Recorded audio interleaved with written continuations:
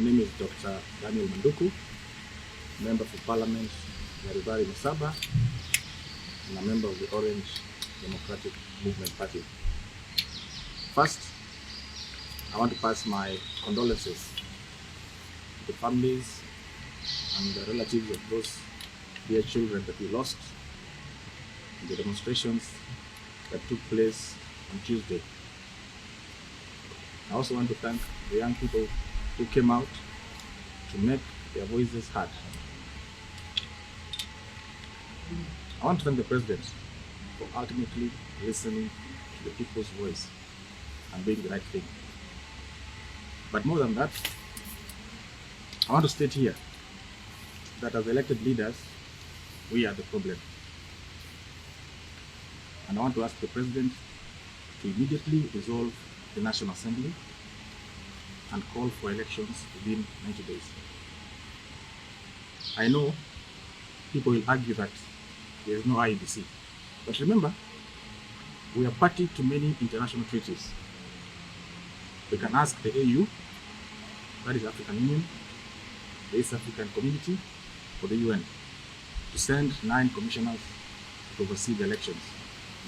The first point will be to update the voter register within 30 days and thereafter conduct fresh elections.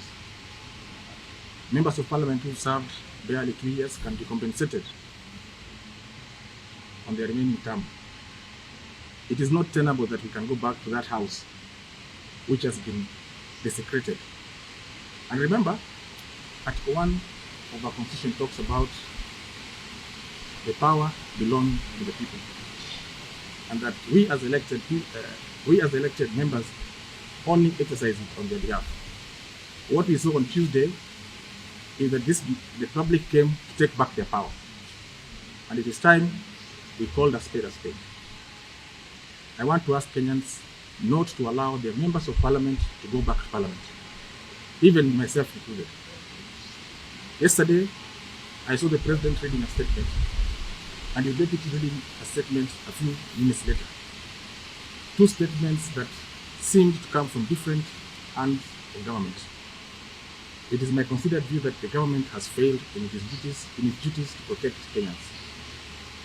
Further on that, we're asking the President to immediately reconstitute his cabinet and get competent people, and I say competent people, to work for him.